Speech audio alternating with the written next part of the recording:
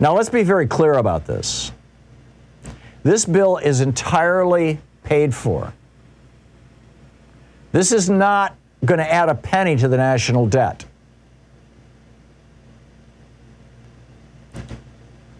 It's paid for by closing tax loopholes that are being used by very wealthy people and very large businesses, and by cutting subsidies to the fossil fuel industry.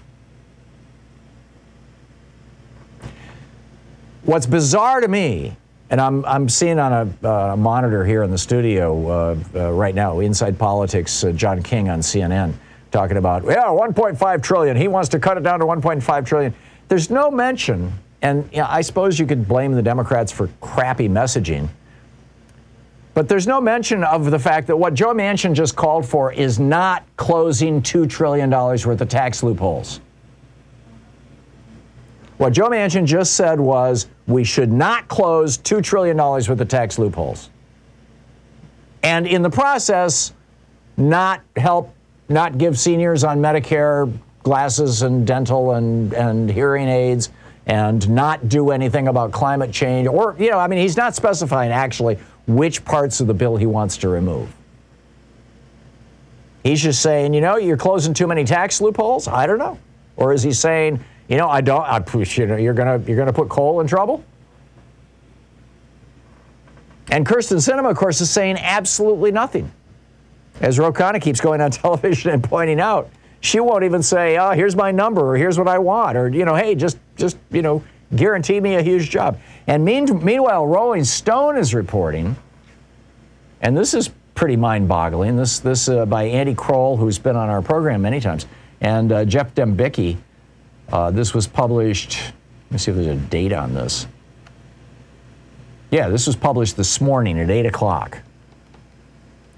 With the fate of President Biden's domestic agenda in the balance, an armada of right-wing dark money groups aligned with the Koch political network is mobilizing to sink Biden's $3.5 trillion Build Back Better plan. They call this the Kochtopus. They point out that in the last couple of election cycles, this Koch network has has pledged to spend over $1 billion. This network has basically, it's better funded than the Republican Party. It has more employees and more offices around the country. And they're again, back to the Rolling Stone, Koch-aligned groups are together spending millions of dollars in advertising targeting moderate Democratic lawmakers and pushing their influence in the halls of Congress to whittle down or outright kill the sweeping policy package, which would represent the largest expansion of the social safety net in the last 50 years and the biggest step toward addressing climate change in U.S. history. Now, this is the same group that killed when Obama was in office, when President Obama was in office. He proposed a cap and trade program to reduce our carbon pollution in the United States, something that worked just great for George Herbert Walker Bush back in the late 80s, early 90s, when he did a cap and trade program for sulfur dioxide. You may not remember that, but it was real. We had this huge problem with acid rain in the United States. And throughout the 70s and 80s, everybody was talking about it. Statues were, you know, their faces were melting off. Buildings were being damaged because the water coming out of the sky, the rain, had sulfuric acid in it. How did that sulfuric acid form? Because the coal-fired power plants and the oil-fired power plants were blowing sulfur into the atmosphere, and it was forming sulfuric acid in the upper atmosphere and coming down as rain and eating away things. We had an acid rain problem. So George Herbert Walker Bush said, well, let's do a free market solution here. Let's put a price on sulfur emissions and then let companies buy and sell credits for those emissions, and over time we'll diminish the number of credits we issue.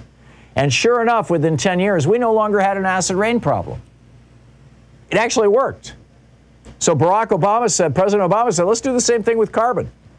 And the Kochtopus said, oh, no, you don't. And they killed it. They succeeded in killing it by paying off Democrats. They tried to kill Obamacare, and they succeeded in killing the public option. And since then they've kind of given up on that. But now Again, this is Connor Gibson, founder of the corporate watchdog organization Grassroots Beer Investigations, who spent years tracking the Koch influence. He says, quote, fighting the reconciliation bill is a top priority for Charles Koch's surrogates. This lobbying blitz.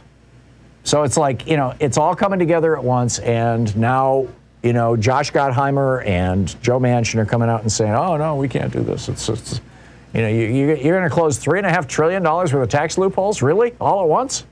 No, no, no. Only $1.5 trillion worth of tax loopholes can you close. Which means you've got to start over again, by the way, which means that this bill is dead in the water, because if you have to start over again and renegotiate it, it's going to spill over into next year's election, and it's just not going to happen. This is the one chance.